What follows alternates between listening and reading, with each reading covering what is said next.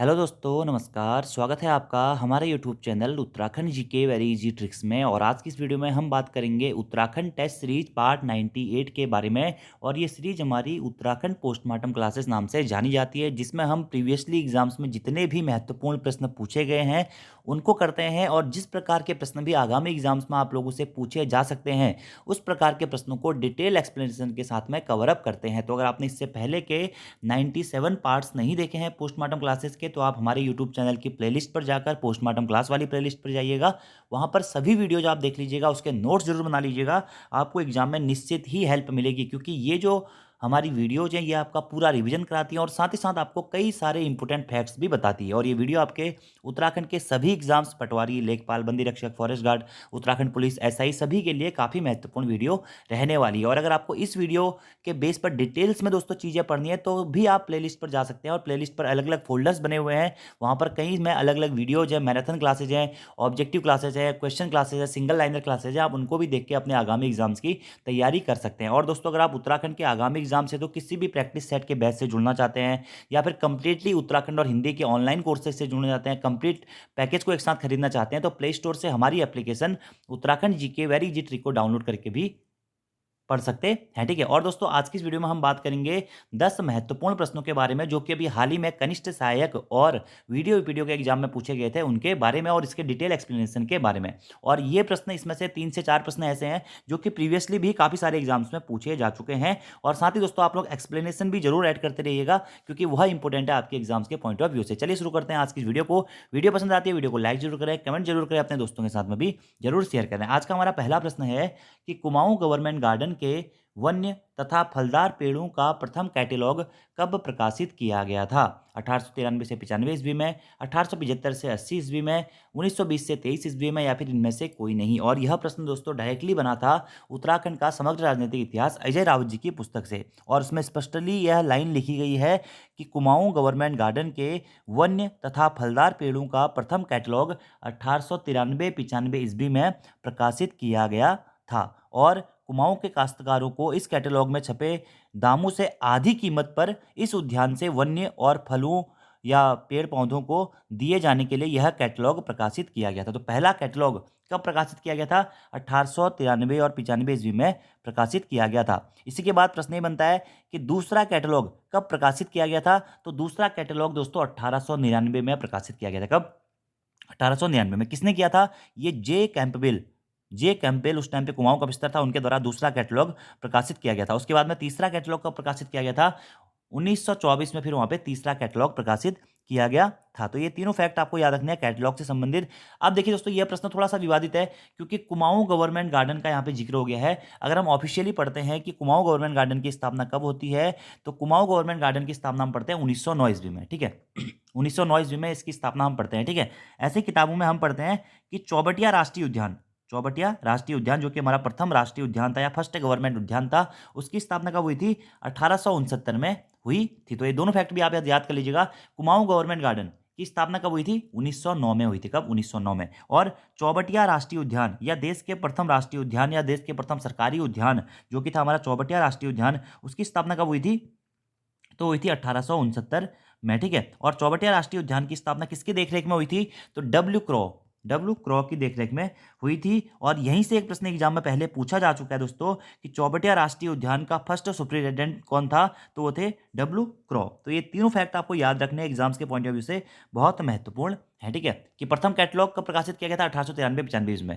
Kumaon government garden की स्थापना पूछेगा तो आपको 1909 करना है। ठीक है। चौबटिया राष्ट्रीय उद्यान की स्थापना पूछेगा तो आपको 1869 करना है। मेनली आप कहीं कहीं ये भी पढ़ेंगे कि 1860 के दशक में। तो ये इतने पॉइंट आप यहाँ से डायरेक्टली क्लियर कर लीजिएगा। और प्रथम कैटलॉग 1893 से 95 के बीच में प्रकाशित किया गया था। ठीक है। ये पॉइंट आपको डायरेक्टली नोट डाउन करना है।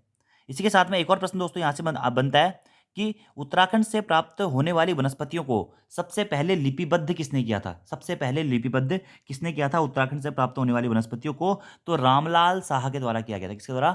रामलाल साहा के द्वारा। ये कौन थे? यह चौबटिया राष्ट्रीय उद्यान के एक कर्मचारी थे। ठीक है। और इन्होंने उत्तराखंड से प्राप्त होने वाली वनस्पतियों को लिपिबद्ध किया, और लिपिबद्ध करने के बाद में उसे नाम दिया क्या? फ्लोरा रानीखेत येंसीज। क्या दिया था? फ्लोरा रानीखेत यंसीज, रानीखेत यंसीज नाम दिया था। तो प्रश्न ये बन सकता है कि उत्तराखंड से प्राप्त होने वाली वनस्पतियों को लिपिबद्ध करने का श्रेय रामलाल शाह को जाता है। इन्होंने इसे क्या नाम दिया था? तो फ्लोरा रानीखेत यंसीज इन्होंने इसे नाम दिया था। तो ये इंपोर्टेंट प्रश्न है दोस्तों, एग्जाम में आप लोगों से पूछा जा सकता है। अगले प्रश्न की बात करते हैं, तो इतने पॉइंट आंसर हो जाएगा आपका 1893 से 95 ईस्वी में, ठीक है। प्रथम कैटलॉग। अगला हमारा प्रश्न है, निम्नलिखित में से उत्तराखंड में सबसे अधिक विधानसभा सीटों वाला जिला कौन सा है? 8 से 10 बार दोस्तों यह प्रश्न रिपीट हो चुका है और आप सभी लोगों को आता भी होगा। उत्तराखंड में सबसे अधिक विधानसभा सीटों वाला जिला है दोस्तों कौन सा? हमारा हरिद्वार जिला। हरिद्वार में कुल विधानसभा क्षेत्र या विधानसभा सीटें कितनी है दोस्तों? 11 विधानसभा सीटें हैं, ठीक है। और उत्तराखंड में कुल कितने विधानसभा क्षेत्र हैं दोस्तों? यह भी एक इंपोर्टेंट प्रश्न है। तो उत्तराखंड में 70 तो निर्वाचित विधानसभा क्षेत्र हैं और एक क्या है? मनोनीत है, ठीक है। मनोनीत वाला जो एंग्लो इंडियन वाला था वह अभी फिलहाल खत्म हो गया, अगले वाले इलेक्शन से आपका वो लागू नहीं होगा। लेकिन विधानसभा सीटों की संख्या कितनी है? 70 + 1 71 आपको याद रखना है। वैसे नॉर्मली निर्वाचित कितनी है? 70 ही है। अब यहीं से एक प्रश्न आता है, सर्वाधिक विधानसभा सीटों वाला जिला कौन सा है? हरिद्वार है। हरिद्वार में विधानसभा सीटों की संख्या कितनी है? 11। तो यहीं से एक प्रश्न और आता है, उत्तराखंड में सबसे कम विधानसभा सीटों वाला जिला कौन सा है? तो उत्तराखंड में सबसे कम विधानसभा सीटों वाले हमारे 3 जिले हैं। कौन कौन से? चंपावत, बागेश्वर और रुद्रप्रयाग। चंपावत, बागेश्वर और रुद्रप्रयाग ये 3 जनपद ऐसे हैं जहां पर हमारी सबसे कम विधानसभा सीटें हैं। कितनी कितनी है दोस्तों? 2-2 विधानसभा सीटें यहां पर हमारी है। तो सर्वाधिक विधानसभा सीटें हरिद्वार में और सबसे कम विधानसभा सीटें चंपावत, बागेश्वर और रुद्रप्रयाग में है, 2-2-2, ठीक है। अब यहीं से एक प्रश्न आता है कि 70 जो सीटें हैं हमारी विधानसभा सीटों की संख्या 70 है, इसमें से कितनी सीटें आरक्षित हैं? टोटल 15 सीटें दोस्तों इसमें से आरक्षित है, ठीक है। अनुसूचित जाति और जनजाति दोनों के लिए कितनी सीटें आरक्षित है? 15 सीटें आरक्षित है, जिसमें से अनुसूचित जाति एससी के लिए 13 सीटें आरक्षित है और एसटी यानी कि अनुसूचित जनजाति के लिए 2 सीटें आरक्षित हैं। तो ये सारे फैक्ट आपको यहाँ से नोट डाउन कर लेने हैं। अगले प्रश्न की बात कर लेते हैं। अगला हमारा प्रश्न है दोस्तों, ये भी रिपीटेड क्वेश्चन है, हाईकोर्ट वाले एग्जाम में पहले पूछा जा चुका था, फिर अभी हाल ही में शायद कनिष्ठ सहायक या वीडियो में से एक एग्जाम में ये पूछा जा चुका है कि अल्मोड़ा श्रीनगर के मध्य डाक व्यवस्था कब प्रारंभ की गई थी? और बहुत बार दोस्तों मैं आपको ये प्रश्न करवा भी चुका हूँ। आप लोगों ने एक वीडियो देखी होगी, मैंने बनाई हुई है कि उत्तराखंड के प्रमुख कमिश्नर, और शॉर्ट वाली वो वीडियो है, कम से कम 30 मिनट की वो वीडियो है। और इसी के साथ साथ में इसके पहले ही मैंने ब्रिटिश शासन के ऊपर 3 से 4 अलग अलग कमिश्नर भी कवर अप कर दिए हैं, ठीक है। तो ये वीडियो आप देख लीजिएगा, वहां पर आपको इसके आंसर्स डिटेल्स में मिल जाएंगे और इससे संबंधित जो भी चीजें हुई हैं वो भी मिल जाएंगी। तो थोड़ा सा जान लेते हैं हम कि अल्मोड़ा श्रीनगर के मध्य डाक व्यवस्था कब आरंभ की गई थी सर्वप्रथम। तो सर्वप्रथम दोस्तों 1815 में अल्मोड़ा और श्रीनगर के मध्य में डाक व्यवस्था आरंभ की गई थी। और किसके द्वारा की गई थी? एडवर्ड गार्डनर, जो कि कुमाऊं के प्रथम कुमाऊं कमिश्नर थे, या प्रथम कुमाऊं कमिश्नर कौन थे? हमारे एडवर्ड गार्डनर, जो कि मई 1815 से अप्रैल 1816 तक हमारे कुमाऊं कमिश्नर रहे थे। इनके द्वारा ही 1815 ईस्वी में अल्मोड़ा और श्रीनगर के मध्य में प्रथम बार डाक व्यवस्था की शुरुआत की गई थी। तो उत्तराखंड में प्रथम बार डाक व्यवस्था किसने आरंभ करी थी? या अल्मोड़ा और श्रीनगर के मध्य में सर्वप्रथम डाक व्यवस्था किसके द्वारा आरंभ की गई थी? तो 1815 में कुमाऊं कमिश्नर एडवर्ड गार्डनर के द्वारा की गई थी। प्रथम कुमाऊं कमिश्नर कौन थे? एडवर्ड गार्डनर ही थे। दूसरे कुमाऊं कमिश्नर कौन थे? ट्रेल थे। तीसरे कुमाऊं कमिश्नर कौन थे दोस्तों? गोबान थे। चौथे कुमाऊं कमिश्नर कौन थे? लुसिगडन थे। पांचवें कुमाऊं कमिश्नर कौन थे दोस्तों? बैटन थे। और छठे कुमाऊं सॉरी बैकेट थे, बैकेट। और छठे कुमाऊं कमिश्नर कौन थे? हमारे हेनरी रैमजे थे। कुमाऊं कमिश्नरों का यह क्रम भी आप लोगों को याद रखना है, क्योंकि एग्जाम में यहाँ से पहले भी प्रश्न बहुत बार पूछे जा चुके हैं। अभी आपने देखा होगा कि लोक सेवा आयोग के एग्जाम में प्रश्न पूछ लिया गया था कि चौथे कुमाऊं कमिश्नर कौन है। तो इस प्रकार के प्रश्न एग्जाम में अधिकतर दोस्तों पूछे जाते हैं। तो आपको इस प्रकार के प्रश्न याद रखने हैं कि कौन सा कुमाऊं कमिश्नर कब बना, क्या क्या उसके कार्य थे, क्योंकि यहाँ से एग्जाम में प्रश्न बनता है, ठीक है। तो ये कुमाऊं कमिश्नरों का क्रम आपको याद रखना है। पहले कौन थे? एडवर्ड गार्नर, ठीक है। दूसरे कुमाऊं कमिश्नर कौन थे? ट्रेल थे। तीसरे कमिश्नर कौन थे? गोबान थे। चौथे कुमाऊं कमिश्नर कौन थे? लुसिंगटन थे, ठीक है। पांचवें कुमाऊं कमिश्नर कौन थे? बैटन थे, बैटन जॉन हेलिट बैटन, ठीक है। और छठे कुमाऊं कमिश्नर कौन थे? आपके हेनरी रैमजे थे। फिलहाल आप ये 6 कुमाऊं कमिश्नरों का क्रम याद रखिएगा, यहाँ से एग्जाम में इंपोर्टेंट प्रश्न बनते हैं। अब एडवर्ड गार्नर प्रथम कुमाऊं कमिश्नर थे, ठीक है, ये आपको याद रखना है। और 1815 से 1816 तक ये प्रथम कुमाऊं कमिश्नर रहे थे। अब एडवर्ड गार्नर से संबंधित 1 से 2 चीजें दोस्तों बहुत इंपोर्टेंट है कि बच्चों के क्रय विक्रय पर, यानी कि बाल या बच्चों के क्रय विक्रय को किसने अवैध घोषित किया था? किस कुमाऊं कमिश्नर ने अवैध घोषित किया था?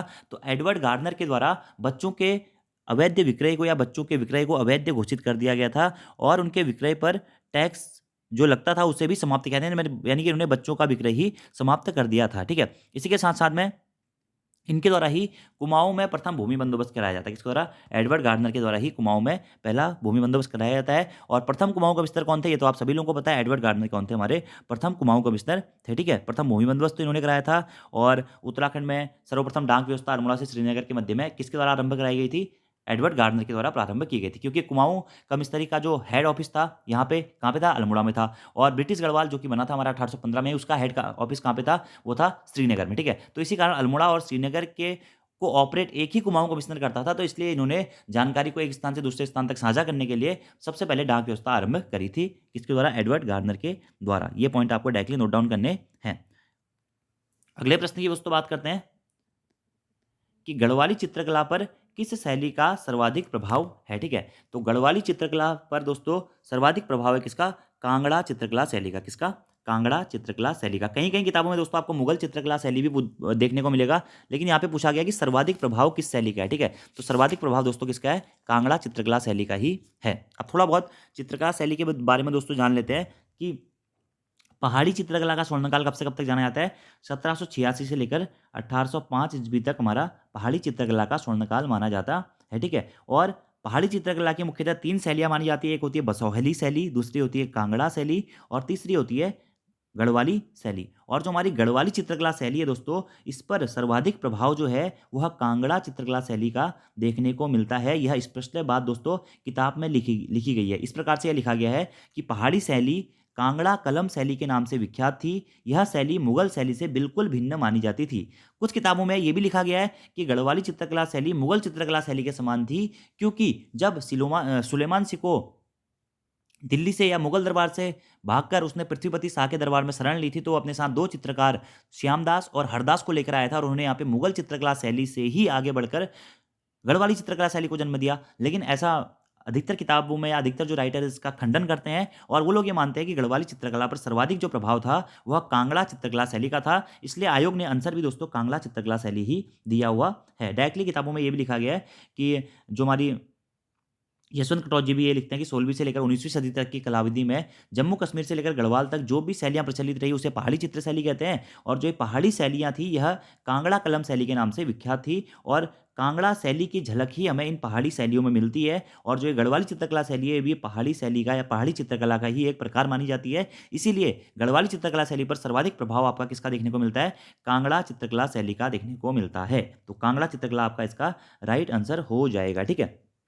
और अब यहीं से दोस्तों एक और प्रश्न आता है कि गढ़वाली चित्रकला शैली के चित्रों की खोज सर्वप्रथम किसके द्वारा की गई थी। एग्जाम में प्रश्न पूछा गया है क्या, गढ़वाली चित्रकला या गढ़वाली शैली के चित्रों की खोज सर्वप्रथम किसके द्वारा की गई थी, बैरिस्टर मुकुंदी लाल जी के द्वारा की गई थी। किसके द्वारा, बैरिस्टर मुकुंदी लाल जी के द्वारा की गई थी गढ़वाली चित्रकला गढ़वाली शैली के चित्रों की सर्वप्रथम खोज, ठीक है। और इसी के साथ साथ एक प्रश्न दोस्तों यहाँ से और भी बनता है कि जो ये हमारे गढ़वाली चित्रकला शैली है इनकी खोजों के अस्तित्व का ज्ञान संसार को सर्वप्रथम कब ज्ञात हुआ, तो 1916 में दोस्तों डॉक्टर कुमार स्वामी का एक ग्रंथ प्रकाशित हुआ था, राजपूत पेंटिंग ग्रंथ प्रकाशित हुआ था। इसके माध्यम से ऐसा माना जाता है कि जो भी हमारी गढ़वाली चित्रकला शैली थी उसके बारे में लोगों को पता लगा, और इसके बाद में इसका हमारा विस्तार माना गया, ठीक है। तो 16वीं सदी से लेकर 19वीं सदी के मध्य तक ये हमारी गढ़वाली शैली प्रचलित रही थी, जिस पर सर्वाधिक प्रभाव हमारा कांगड़ा चित्रकला शैली का देखने को मिलता है। अब यहीं से दोस्तों थोड़ा सा गढ़वाली चित्रकला शैली के इतिहास के बारे में बात कर लेते हैं कि कैसे कैसे इसकी शुरुआत हुई थी। आप लोग को दोस्तों मैंने बहुत बार भी बताया हुआ है कि गढ़वाली चित्रकला शैली का प्रारंभ किसके समय से माना जाता है, ये माना जाता है पृथ्वीपति शाह के समय से।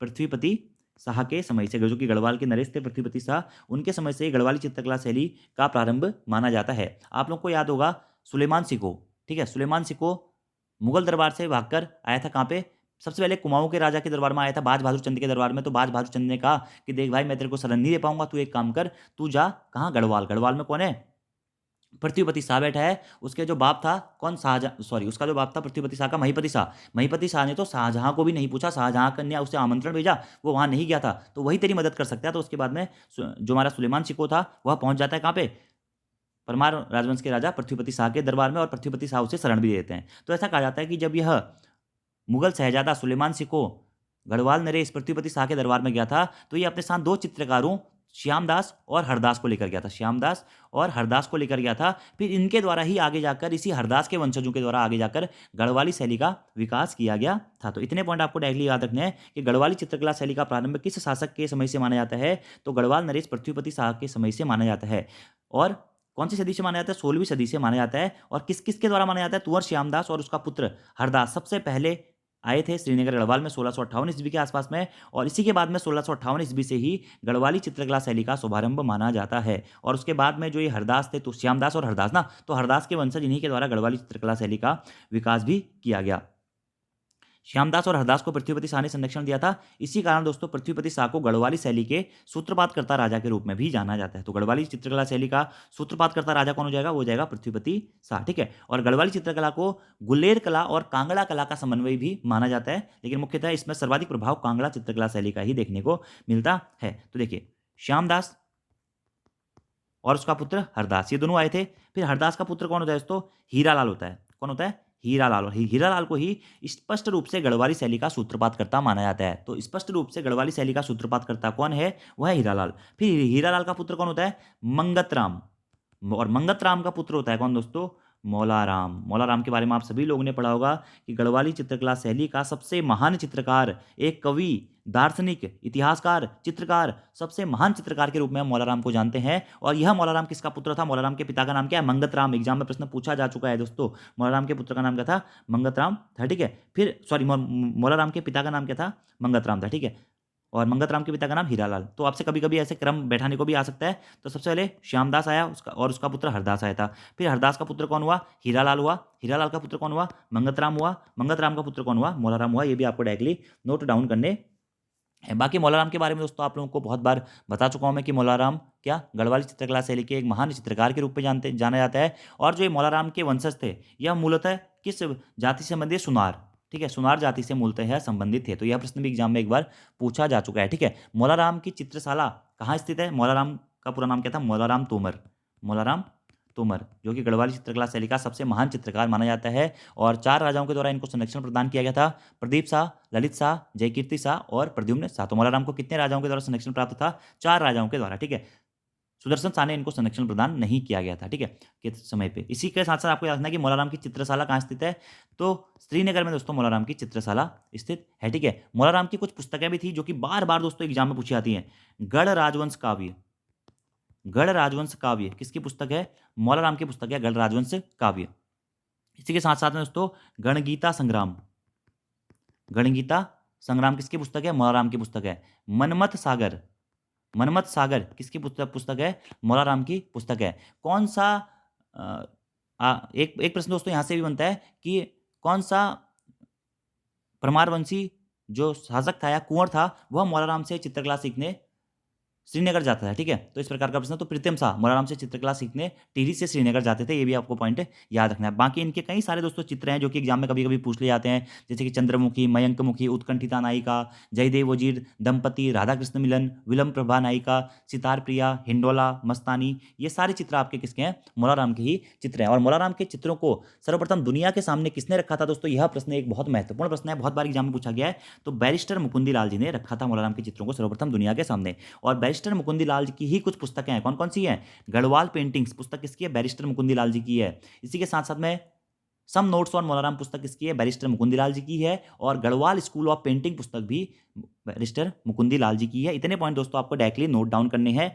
और मौलाराम के बारे में आपको अगर ज़्यादा चीज़ें जाननी है तो आप डायरेक्टली सर्च करिएगा Maularam by Uttarakhand GK very जी ट्रिक, आप लिखिएगा तो आपको मौलाराम के बारे में वीडियो मिल जाएगा। और डिटेल्स में पढ़ लीजिएगा, काफ़ी सारी चीज़ें दोस्तों आपको इस वीडियो में देखने को मिल जाएंगी। अगले प्रश्न की बात करते हैं कि बुद्ध की प्रतिमा की पीठ पर तिब्बती भाषा में लेख किस स्थल की प्रतिमा से मिले हैं? तो बुद्ध की प्रतिमा की पीठ पर तिब्बती भाषा में लेख मिले हैं दोस्तों कहाँ से? बाड़ाहाट पर स्थित प्रतिमा से। अब देखिए दोस्तों, जो बुद्ध की प्रतिमा है यह मोर ध्वज से भी मिली है और बाड़ाहाट से भी मिली है, लेकिन आयोग ने इसका आंसर अभी बाड़ाहाट दिया हुआ है, तो आपको भी बाड़ाहाट ही सही मानते हुए चलना है, ठीक है। वैसे मोर ध्वज से भी आपके बुद्ध की प्रतिमा में हमें मिली है, ठीक है। लेकिन यहाँ पर प्रश्न ये पूछा गया कि बुद्ध की प्रतिमा की पीठ पर तिब्बती भाषा में लेख किस स्थल की प्रतिमा पर मिले हैं? तो बाड़ाहाट की प्रतिमा पर मिले हैं। और बाड़ाहाट दोस्तों किसका प्राचीन नाम था? एग्जाम में बहुत बार प्रश्न पूछा गया है। उत्तरकाशी, उत्तरकाशी जनपद का जो प्राचीन नाम था वो कौन क्या था? बाड़ाहाट था। पीसीएस वाले एग्जाम में पूछा जा चुका है। उसके बाद यूके ट्रिपल ने भी कई सारे एग्जाम में पूछा गया है कि उत्तरकाशी का प्राचीन नाम क्या था? बाड़ाहाट था, ठीक है। वहीं पुराणों में उत्तरकाशी को क्या कहा गया है? पुराणों में उत्तरकाशी को सौम्य काशी कहा गया है। पुराणों में उत्तरकाशी को सौम्य काशी कहा गया है। वेनसांग ने उत्तरकाशी के लिए शत्रुघ्न नगर नाम दिया है। और ऐसा माना जाता है कि विश्वनाथ मंदिर यहाँ पर होने के कारण ही इसका नाम हमारा उत्तरकाशी पड़ा था, ठीक है। और उत्तरकाशी जनपद की स्थापना कब हुई थी? 24 फरवरी 1960 को उत्तरकाशी जनपद की स्थापना हुई थी। तो राइट आंसर क्या है कि बुद्ध की प्रतिमा की पीठ पर तिब्बती भाषा में लेख किस स्थल की प्रतिमा से मिले हैं? तो बाड़ाहाट की प्रतिमा से मिले हैं, ठीक है। बाकी मोरध्वज से भी दोस्तों हमारी बुद्ध की एक प्रतिमा मिली है, मोरध्वज यानी कि वर्तमान का कोटद्वार क्षेत्र। कोटद्वार, वैसे तो मोरध्वज वाला क्षेत्र जो मोरध्वज का किला है वह उत्तर प्रदेश में आता है दोस्तों, कोटद्वार से लगा हुआ है, ठीक है। लेकिन मेनली जो उत्तराखंड में अगर हम मोरध्वज की बात करते हैं तो ये किस क्षेत्र को डिनोट करता है? कोटद्वार को, जो कि पौड़ी गढ़वाल जनपद में। बाकी जागेश्वर कहाँ स्थित है? उत्तराखंड का 5वां धाम नाम से जागेश्वर को जाना जाता है और यह अल्मोड़ा जनपद में स्थित है जागेश्वर धाम, ठीक है। इतने पॉइंट आपको यहाँ से याद रखना है। आंसर क्या हो जाएगा? बाड़ाहाट, उत्तरकाशी का प्राचीन नाम है, ठीक है। अगले प्रश्न की बात करते हैं। निम्न में से कौन एक पर्वतारोही नहीं है? त्रिलोक सिंह बसीरा, हीराराम आर्या, कन्हैयालाल पोखरियाल या हर्षवर्धन बहुगुणा। तो आप सभी लोगों को पता होगा दोस्तों, इसमें से कौन पर्वतारोही नहीं है? त्रिलोक सिंह बसेड़ा इसमें से पर्वतारोही नहीं है। तो त्रिलोक सिंह बसेड़ा दोस्तों कौन है? यह एक फुटबॉल खिलाड़ी है। क्या है? फुटबॉल खिलाड़ी हैं त्रिलोक सिंह बसेड़ा, ठीक है। और यह मूलतः पिथौरागढ़ के निवासी थे और 1962 में जकार्ता में आयोजित एशियन फुटबॉल प्रतियोगिता में इन्हें आयरन वॉल ऑफ इंडिया की उपाधि से भी सम्मानित किया गया था। तो आयरन वॉल ऑफ इंडिया की उपाधि से किसे? त्रिलोक सिंह बसेड़ा को सम्मानित किया गया था। कब? 1962 में। इसलिए त्रिलोक सिंह बसेड़ा का संबंध पर्वतारोही से नहीं, ये पर्वतारोही नहीं है, जबकि क्या है? एक फुटबॉल खिलाड़ी है। क्या है? फुटबॉल खिलाड़ी है। बाकी जो भी ऑप्शन है, हीराराम आर्या जी, कन्हैयालाल पोखरियाल जी और हर्षवर्धन बहुगुणा जी, ये सभी हमारे क्या है? पर्वतारोही हैं। तो दोस्तों आपको इस प्रकार के प्रश्न भी याद रखने हैं। जैसे आपसे प्रश्न पूछ लेगा, निम्न में से कौन सा एक जूडो खिलाड़ी नहीं है? निम्न में से कौन सा एक हॉकी खिलाड़ी नहीं है? निम्न में से कौन निशानेबाज नहीं है? निम्न में से कौन निशानेबाज है? निम्न में से कौन पर्वतारोही है? निम्न में से कौन पर्वतारोही नहीं है? निम्न में से किसे पद्म भूषण पुरस्कार मिला है? निम्न में से किसे पद्म भूषण पुरस्कार नहीं मिला है? किसे पद्मश्री मिला है? किसे पद्मश्री नहीं मिला है? तो इस प्रकार के प्रश्नों को आपको कवर अप करते हुए चलना है, क्योंकि आयोग या यूके ट्रिपल हर एग्जाम में फिलहाल एक प्रश्न ऐसा बना देता है जिसमें वो अच्छे लेवल का प्रश्न होता है, ठीक है। जैसे कि ये था कि कौन एक पर्वतारोही नहीं है? त्रिलोक सिंह बसेड़ा एक पर्वतारोही नहीं है। अगर आपको थोड़ी बहुत भी इस बारे में नॉलेज रहती है तो आप इस प्रकार के प्रश्नों को बहुत ही आसानी से कर सकते हैं। अगले प्रश्न की बात करते हैं दोस्तों कि डोकरियानी हिमनद स्थित है टॉन्स बेसिन में, मंदाकिनी बेसिन में, अलकनंदा बेसिन में या फिर भागीरथी बेसिन में। तो सबसे पहले आपको ये दोस्तों ये पता होना चाहिए कि जो डोकरियानी हिमनद है यह किस जनपद में स्थित है। तो डोकरियानी हिमनद दोस्तों हमारा कहाँ? उत्तर काशी जनपद में स्थित है, आप सभी लोगों को पता होगा। और जो ये डोकरियानी हिमनद है दोस्तों, इसे गंगोत्री हिमनद या गंगोत्री ग्लेशियर के ही एक भाग के रूप में भी जाना जाता है, ठीक है। गंगोत्री ग्लेशियर के ही एक भाग के रूप में डोकरियानी ग्लेशियर या डोकरियानी हिमनद को जाना जाता है, जो कि उत्तर काशी जनपद में स्थित है। तो बस आपको इतना अगर पता होता तो आप इसका आंसर सही कर देते कि डोकरियानी हिमनद किस बेसिन में स्थित है? तो भागीरथी बेसिन में डोकरियानी हिमनद हमारा स्थित है। किस बेसिन में? भागीरथी बेसिन में। कैसे? देखिए दोस्तों, भागीरथी नदी का उद्गम कहां से होता है? गंगोत्री ग्लेशियर के गोमुख नामक स्थान से हमारा क्या होता है? भागीरथी नदी का उद्गम होता है। हम सभी लोगों ने पढ़ा गंगोत्री ग्लेशियर के गोमुख नामक स्थान से हमारा भागीरथी नदी का उद्गम होता है। उसके बाद में भागीरथी और अलकनंदा का संगम कहाँ पे होता है? देवप्रयाग में होता है। उसके बाद में ये हमारी आगे गंगा कहलाती है। अब मैंने आपको थोड़ी देर पहले बताया कि जो ये डोकरियानी हिमनद है यह किस हिमनद या किस ग्लेशियर का पार्ट है? यह गंगोत्री ग्लेशियर का पार्ट है। तो ऑटोमेटिकली डोकरियानी हिमनद किस बेसिन में स्थित हो जाएगा? भागीरथी नदी बेसिन में यह स्थित होगा, ठीक है। अब अगर आपसे प्रश्न पूछा है कि भागीरथी बेसिन किस जनपद में स्थित है, तो ये उत्तरकाशी जनपद में स्थित है, ठीक है। अलकनंदा बेसिन चमोली जनपद में स्थित है, मंदाकिनी बेसिन यह भी चमोली जनपद में स्थित है, और टॉन्स बेसिन दोस्तों यह भी उत्तरकाशी जनपद में ही स्थित है। इतने पॉइंट आपको डायरेक्टली याद रखने हैं, ठीक है। अब भागीरथी नदी का उद्गम कहाँ से होता है? गंगोत्री ग्लेशियर के गोमुख नामक स्थान से होता है। ये पॉइंट भी आपको डायरेक्टली यहाँ से नोट डाउन करना है। और जो हमारे डोकरियानी हिमनद है यह उत्तरकाशी जनपद में स्थित है, ठीक है। टॉन्स नदी का उद्गम कहाँ से होता है? तो टॉन्स नदी कहाँ से निकलती है? उत्तरकाशी के ही बंदरपूछ पर्वत के स्वर्गारोहिणी नामक ग्लेशियर से एक सुपिन नदी निकलती है, और हिमाचल प्रदेश से निकलती है रूपिन नदी। तो सुपिन और रूपिन नदी से मिलकर हमारा टॉन्स नदी बनती है। इसी कारण हम पढ़ते हैं कि टॉन्स नदी का उद्गम रूपिन सुपिन हिमनद से होता है, ठीक है। लेकिन ये दोनों अलग अलग जगह से निकलती है। सुपिन नदी स्वर्गारोहिणी हिमनद उत्तरकाशी से निकलती है, जबकि रूपिन नदी हिमाचल प्रदेश से निकल के आती है। उसके बाद में रूपिन सुपिन हिमनद से इसका उद्गम हमारा मेनली माना जाता है। अलकनंदा नदी का उद्गम कहाँ से होता है? सतोबंध नामक ग्लेशियर से हमारा अलकनंदा नदी का उद्गम होता है, ठीक है। बाकी मंदाकिनी नदी का उद्गम कहाँ से होता है? तो मंदरांचल श्रेणी से हमारा मंदाकिनी नदी का उद्गम माना जाता है। और ये मंदाकिनी और अलकनंदा नदी और मंदाकिनी नदी का संगम कहाँ पे माना जाता है दोस्तों? रुद्रप्रयाग में माना जाता है अलकनंदा और मंदाकिनी नदी का संगम। ये पॉइंट भी आपको दोस्तों डायरेक्टली याद रखने हैं। तो आंसर हो जाएगा आपका क्या? भागीरथी नदी बेसिन में। अब उत्तरकाशी जनपद के कुछ प्रमुख हिमनदों के बारे में बात कर लेते हैं कि कौन कौन सी ग्लेशियर उत्तरकाशी में स्थित है। सबसे पहला तो दोस्तों गंगोत्री ग्लेशियर। उत्तराखंड राज्य का सबसे बड़ा ग्लेशियर गंगोत्री ग्लेशियर कहाँ स्थित है? उत्तरकाशी जनपद में ही स्थित है। बंदरपूछ ग्लेशियर उत्तरकाशी जनपद में स्थित है। कीर्ति ग्लेशियर एग्जाम में पूछे गए हैं, तीनों पूछे गए दोस्तों। कीर्ति ग्लेशियर है, कीर्ति बमक ग्लेशियर उत्तरकाशी जनपद में स्थित है। चतुरंगी ग्लेशियर उत्तरकाशी जनपद में स्थित है। Mehndi glacier, Swachhand glacier, Raktavarn glacier, Changthang glacier, Ganohing glacier, Dokriani glacier, Jaundhar glacier, Barkhiyato glacier, Bamak glacier, Siyar glacier, ये सारे ग्लेशियर आपके उत्तरकाशी जनपद में ही स्थित हैं। अगले प्रश्न की बात करते हैं दोस्तों, और जो मध्यांचल श्रेणी मैंने आपको बताई, यह हमारा रुद्रप्रयाग जनपद में स्थित है, केदारनाथ के पास में, ठीक है। अगला हमारा प्रश्न है, निम्नलिखित में से किस टिहरी नरेश ने पृथक उत्तराखंड राज्य के लिए आंदोलन छेड़ा था? तो अब यह प्रश्न दोस्तों बहुत सिंपल सा प्रश्न था। अगर आपको टिहरी रियासत के राजाओं का क्रम याद था तो आप आसानी से इस प्रश्न को कर सकते हैं, ठीक है। तो किस टिहरी नरेश ने पृथक उत्तराखंड राज्य के लिए आंदोलन छेड़ा था? तो एक ही नरेश हो सकते हैं दोस्तों, कौन? हमारे मानवेंद्र शाह। कौन? मानवेंद्र शाह। देखिए, अगर टिहरी नरेशों के क्रम की बात करें तो प्रथम टिहरी नरेश या परमार राजवंश के 55वें शासक कौन थे दोस्तों? यह थे सुदर्शन शाह। 56वें शासक या दूसरे टिहरी नरेश कौन थे? भवानी शाह। तीसरे टिहरी नरेश कौन से या परमार राजवंश के 57वें राजा कौन थे? हमारे भवानी शाह हो गया ना, प्रताप शाह, ठीक है। टिहरी रियासत के चौथे नरेश कौन थे? यह थे हमारे कीर्ति शाह। टिहरी रियासत के पांचवें नरेश कौन थे? हमारे नरेंद्र शाह। और टिहरी रियासत के अंतिम नरेश हमारे कौन थे? मानवेंद्र शाह। जब हमारा टिहरी रियासत का भारतीय संगम में विलय कब हुआ था? तो प्रश्न एग्जाम में पूछा गया है, टिहरी रियासत का भारतीय संगम में विलय कब हुआ था? 1 अगस्त 1949 को टिहरी रियासत का भारतीय संगम में विलय हुआ था। और उत्तर प्रदेश के 50वें जनपद के रूप में टिहरी गढ़वाल जनपद की स्थापना की गई थी कब? 1 अगस्त 1949 को। और उस टाइम पे टिहरी रियासत का राजा कौन था? वह था कौन? मानवेंद्र शाह। और मानवेंद्र शाही कौन थे? टिहरी रियासत के अंतिम शासक थे, या टिहरी रियासत के अंतिम राजा या परमार राजवंश का अंतिम शासक कौन था? मानवेंद्र शाह था। और मानवेंद्र शाह के द्वारा ही पृथक उत्तराखंड राज्य के लिए आंदोलन भी छेड़ा गया था। और 1952 में जब टिहरी रियासत का भारतीय संघ में विलय हुआ था, उसके बाद में 1952 में पृथक राज्य की मांग किसके द्वारा उठाई गई थी? मानवेंद्र शाह के द्वारा ही उठाई गई थी। याद रखना आपको, टिहरी रियासत के अंतिम शासक कौन थे? मानवेंद्र शाह थे। जब टिहरी रियासत का भारतीय संघ में विलय हुआ उस टाइम पे हमारे शासक कौन थे? मानवेंद्र शाह ही थे, ठीक है।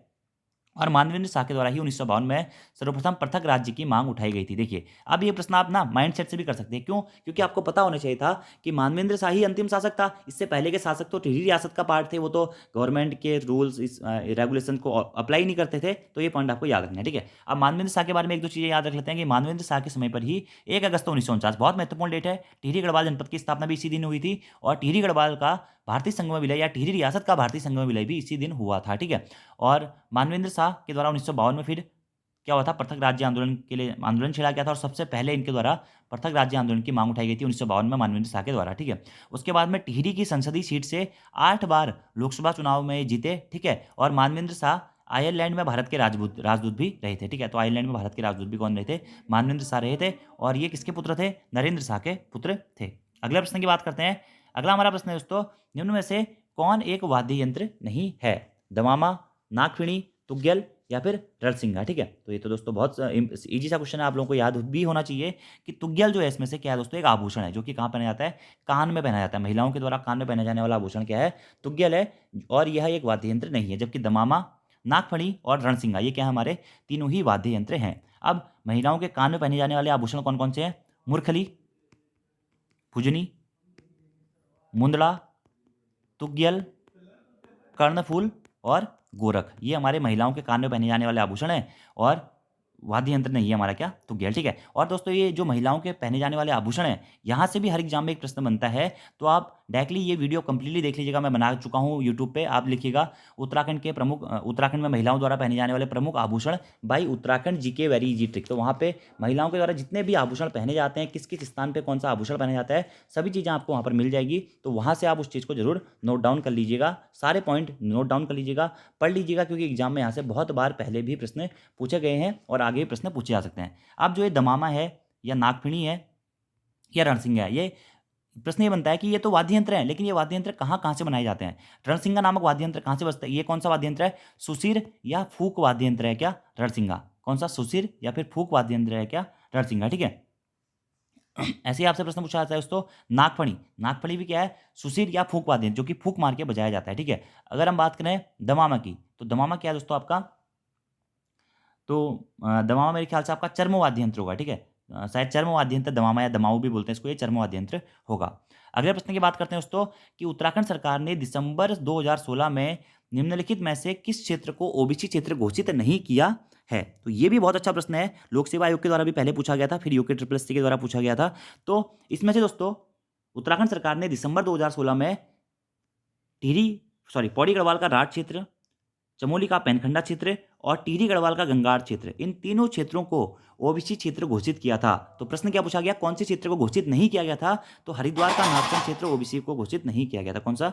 हरिद्वार का नारसन क्षेत्र जो है वह ओबीसी क्षेत्र घोषित नहीं किया गया था, जबकि पौड़ी गढ़वाल का राठ, चमोली का पेनखंडा और टिहरी गढ़वाल का गंगार क्षेत्र ओबीसी क्षेत्र घोषित किया गया था। और इसका शासनादेश जारी हुआ था 22 दिसंबर 2016 को। तो याद रखना दोस्तों, ये प्रश्न आपको एग्जाम में इस प्रकार से प्रश्न पूछा जा सकता है कि जब ये तीन क्षेत्रों को, पौड़ी गढ़वाल का राठ क्षेत्र, चमोली का पेनखंडा क्षेत्र और टिहरी गढ़वाल का गंगार क्षेत्र को ओबीसी क्षेत्र घोषित किया गया था, इसका शासनादेश कब जारी हुआ था? 22 दिसंबर 2016 को इसका शासनादेश जारी हुआ था। और किस क्षेत्र को घोषित नहीं किया था? हरिद्वार के नारसिंह क्षेत्र को घोषित नहीं किया था। ठीक है। और जब दोस्तों इन तीन क्षेत्रों को, पेनखंडा, राठ और गंगार क्षेत्र को ओबीसी में शामिल किया गया था, तो इसके बाद में राज्य में ओबीसी समुदायों की संख्या कितनी हो गई थी? 89 राज्य में ओबीसी समुदायों की संख्या हो गई थी। ठीक है, ये पॉइंट आपको यहाँ से डायरेक्टली नोट डाउन करने, तो आंसर हो जाएगा हरिद्वार का नारसन क्षेत्र ओबीसी क्षेत्र घोषित नहीं किया गया, जबकि ये तीनों क्षेत्र किए गए थे। और आज का दोस्तों आपका होमवर्क का क्वेश्चन है कि बेटन द्वारा नवी भू व्यवस्था कब लागू की गई थी? 1840, 1825, 1850 या फिर 1860?